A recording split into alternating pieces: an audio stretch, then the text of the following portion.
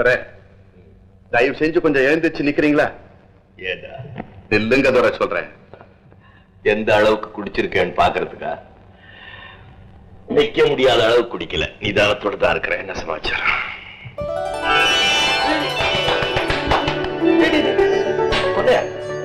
எழுது. என்ன இதெல்லாம்? இன்னைக்கு உங்களுக்கு பிறந்த நாள். பிறந்த நாள் எனக்கு? பொண்ணையா, நான் யாருக்காக இந்த உலகத்துல பிறந்தேன்னு எனக்கே தெரியாது. ஆனா நீ பிறந்தது மட்டும் எனக்காகத்தான். பொண்ணையா,